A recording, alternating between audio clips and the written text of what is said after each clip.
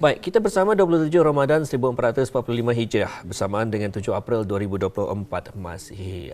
Jadi tinggal beberapa hari saja lagi ya kita akan mengakhiri bulan Ramadan ini. Jadi kita membawakan kepada Auda, rugilah jika Ramadan berlalu, dosa tidak diampunkan bersama dengan narasumber kita hari ini. Alhamdulillah ya, hari ini kita dapat menjemput seorang tetamu kita. Jadi kita terus sahaja perkenalkan bersama dengan kita iaitu Yang Mulia Tuan Dr. Haji Nur Alizam bin Haji Al-Akbar, iaitu pengarah Pusat Ilmu Teras College Universiti Perguruan Agama Seri Begawan. Assalamualaikum Ustaz. Waalaikumsalam warahmatullahi wabarakatuh. Baik, apa khabar Datuk Ustaz? Alhamdulillah, terima kasih. Baik, alhamdulillah. Sihat, Untuk pertemuan kita pada hari ini Ustaz, ini terasa pejam cilik padahal masa tu sama je masih. Ketandingannya terlalu sibuk. Benar ketuk. Jadi oleh demikian kita serahkan bersama dengan Dr. Ustaz mengenai dengan tajuk kita pada hari ini. Terima kasih Hamad dan juga Intan. Bismillahirrahmanirrahim. Assalamualaikum warahmatullahi wabarakatuh. Alhamdulillahirabbil alamin wassalatu wassalamu ala asyrafil anbiya'i wal mursalin sayyidina wa habibina wa syafi'ina wa maulana Muhammad wa ala alihi wa sahbihi wa man tabi'ahu bi ihsanin ila yaumiddin.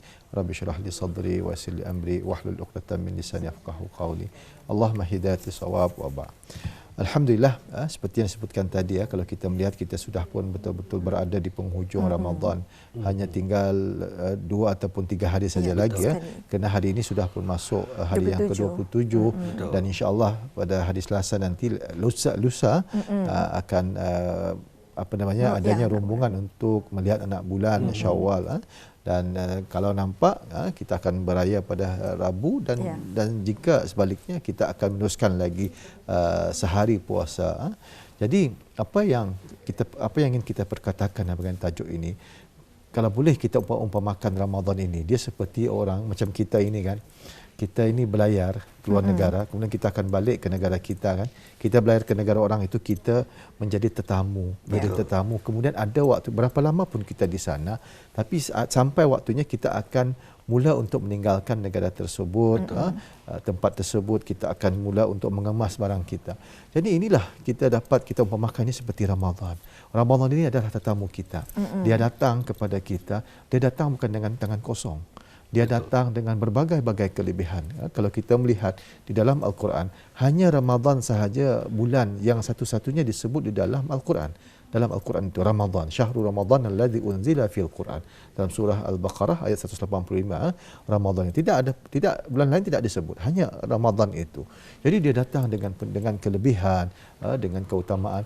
Kemudian sekarang ini dia sudah mula untuk mengemas barang dan akan meninggalkan kita. Dan kita tidak tahu adakah kita akan dikunjungi lagi, maksudnya adakah kita ini akan dapat bertemu dengan Ramadan seterusnya ataupun sebaliknya. Maka sebab itulah apabila datangnya Ramadan ini, sepatutnya kita sebagai umat Islam kita perlu bersungguh-sungguh untuk memanfaatkan Ramadan ini. Kerana apa? Usia kini kita tidak tahu, Amar dan juga Intan. Kita jangan terlalu confident, dah apalah next year lah, boleh lah. Tapi itulah apabila tiba waktunya, ajal kita sampai, jadi rugilah kalau sekiranya kita tidak dapat memanfaatkan Ramadan ini. Banyak kelebihan-kelebihan yang Allah sediakan di bulan Ramadan ini. Alhamdulillah ya. Jadi memang betulnya tinggal beberapa hari saja lagi ni kita akan berada di bulan Ramadan, kerana selepas ini kita ni akan melangkah ke bulan Syawal.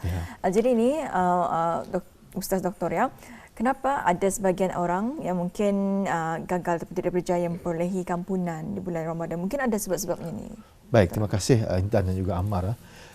Seperkara yang perlu kita ingat, Ramadan ini kalau kita melihat menyingkap hadis-hadis baginda sallallahu alaihi wasallam, banyak menyebutkan tentang kelebihan dan keutamaan Ramadan ini.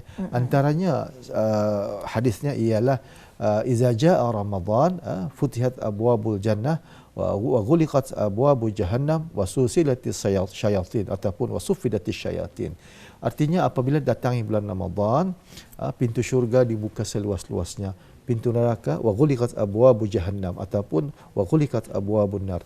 Pintu neraka itu ditutup rapat-rapat dan syaitan dibelenggu. Apa maksudnya di sini? Ialah sebenarnya bulan Ramadan ini bulan adalah peluang untuk kita untuk mengumpul sebab banyak ganjaran pahala untuk kita melipat gandakan amal ibadah kita di bulan Ramadan ini, dan juga untuk kita mendapatkan keampunan daripada Allah SWT. Kerana Ramadan itu sendiri disebut sebagai bulan keampunan, Syahrul Ghufran. Dalam hadis Nabi ada menyebutkan Ramadan itu ialah awwaluhu rahmah wa awsatuhu maghfirah wa akhiru atqun minan nar. Di awal Ramadan itu ialah rahmat dan pertengahannya ialah maghfirah, keampunan, maghfirah, bulan maghfirah. Dan di hujungnya sekarang ini kita berada adalah bulan untuk membebaskan diri kita daripada api neraka. Namun persoalannya, kenapa ada orang yang tidak dapat keampunan di bulan Ramadan ini? Sebenarnya bukan Allah tidak mengampunkan dosanya, bukan, tapi dia sendiri ataupun kita sendiri yang tidak mau untuk diampunkan dosa kita. Kenapa? Kerana kita lalai. Kita lalai, kita sambil lewat dengan Ramadan ini. Padahal Ramadan ini peluang untuk kita sebutkan tadi untuk mendapatkan keampunan. Ada satu hadis di mana satu ketika Nabi ini naik ke anak tangga mimbar yang pertama, lalu Nabi sebutkan amin. Kemudian naik anak tangga mimbar yang kedua, Nabi pun sebutkan amin. Dan naik anak tangga yang ketiga, Nabi pun menyebutkan amin. Lalu para sahabat yang ketika itu hadir menyaksikan perkara ini, mereka berasa heran, apa sebenarnya yang berlaku? Mereka tidak nampak siapa-siapa, namun Nabi menyebutkan amin. Apabila Nabi turun daripada mimbar, para sahabat tanya, "Ya Rasulullah, hari ini kami menyaksikan suatu perkara yang tidak pernah berlaku sebelum ini. Kenapa kau sebutkan amin? Kenapa Tuhan menyebut amin?" Lalu baginda sallallahu alaihi wasallam menyebutkan, sebenarnya ketika aku naik anak tangga pertama tadi, Jibril datang kepadaku. Lalu Jibril mengatakan, rugilah ataupun celakalah bagi orang yang apabila namamu disebut, jadi nama Rasulullah, tapi mereka tidak berselawat. Lalu Nabi pun menyebutkan amin. Kemudian yang kedua, aku menyebutkan amin itu, Jibril juga datang dan mengatakan kepadaku, mengatakan bahawa rugilah ataupun celakalah orang yang kedua, orang tuanya masih hidup tapi dia tidak mampu memasukkan dirinya ke dalam syurga. Maksudnya tidak berbaktilah kepada orang tua, sedangkan orang tua itu adalah pintu syurga di dunia ini. Lalu Nabi pun mengaminkan. Dan yang ketiga, aku mengatakan amin, Jibril datang lagi kepadaku lalu mengatakan, rugilah ataupun celakalah bagi orang yang sempat hidup menyempati Ramadan tapi dia tidak mendapat keampunan. Lalu Nabi pun mengatakan amin. Jadi di sini cuba kita lihat, perhatikan di sini. Kalau sudah Jibril mendoakan, diaminkan oleh Rasulullah SAW, apakan daya. Jadi memanglah orang itu terhalang daripada kebaikan. Jadi sepatutnya Ramadan ini bulan untuk kita mensucikan diri dengan banyak perkara. Kalau kita lihat di sepanjang kita berpuasa ini, Amarah dan juga Intan, daripada kalau boleh kita sebut A to Z, Ramadan itu semuanya keampunan. Bermula sekali kita makan sahur itu. Orang yang makan sahur itu, kita bangun sahur, itu belum kira lagi kita tahajud sebelum itu kan. Kita bangun sahur, kita diampunkan dosa kita. Orang yang makan sahur diampunkan dosa. Selepas itu kita memulakan puasa kita, bermula daripada fajar, kita berpuasa. Sepanjang kita berpuasa itu, kita diampunkan dosa kita oleh Allah SWT. Seperti mana hadis baginda sallallahu alaihi wasallam, Rasulullah sallallahu alaihi wasallam ada bersabda, "Man shama Ramadan imanan wa ihtisaban, ghufira lahu ma taqaddama min dzambi." Barang siapa yang berpuasa di bulan Ramadan dengan penuh keimanan kepada Allah dan penuh pengharapan, maka diampunkan dosa yang telah lalu. Itu kalau berpuasa. Lepas itu nanti kita berbuka, pun sama juga, kita diampunkan dosa kita. Lepas itu kita sembahyang sunat tarawih, juga kita diampunkan dosa kita. Sampailah nanti di hujung sebelum kita tidur, dosa kita diampunkan oleh Allah Subhanahu Wa Taala. Kemudian kita bangun lagi, begitulah. Kita punya rutin kita itu, putaran kita itu. Jadi kalau sudah sentiasa diampunkan, maka apa lagi yang tinggal? Dosa kita. Melainkan dosa yang besar lah. Dosa yang besar itu kita kena bertaubat. Gitulah putaran kehidupan kita. Alhamdulillah. Satu pendekatan yang cukup menarik juga, membuka mata kita, minda kita.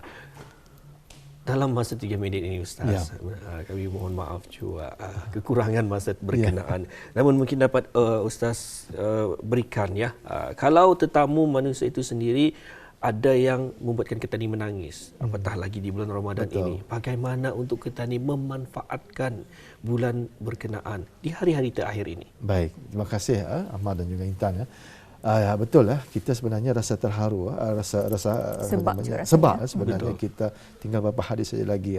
Saya dah tahulah kalau ada dia sebenarnya ada orang bercampur baur, dia happy juga, happy menyambut raya, ada juga yang sedih.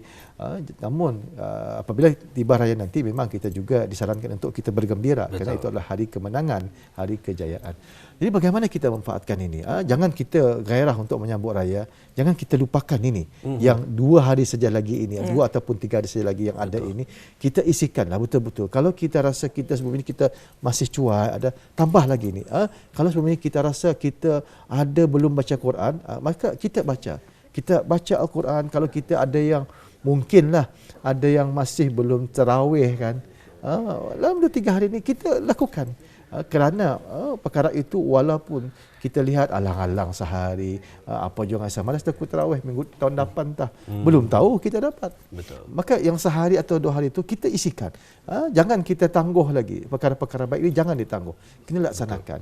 Kerana kita tidak tahu bahawa apa yang kita lakukan yang sehari 2 ini, inilah perkara ataupun inilah ibadah yang betul-betul kita ikhlas dan yang diterima serta diridai oleh Allah Subhanahu wa taala. Jangan kita abaikan. Jangan kita macam rasa ialah macam give up macam next year lah. Belum tahu.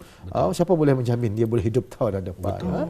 Jadi begitulah cara kita untuk memanfaatkan ini. Jangan kita biarkan, kita belum sampai ke penghujung ni. Kita belum sampai ke istilahnya ke garisan penamat. Belum lagi. Masih ada lagi. Kalau macam orang berlari kan, berlawan. Jangan kita lihat ada orang tu di depan. Perlahan. Kita pun slow.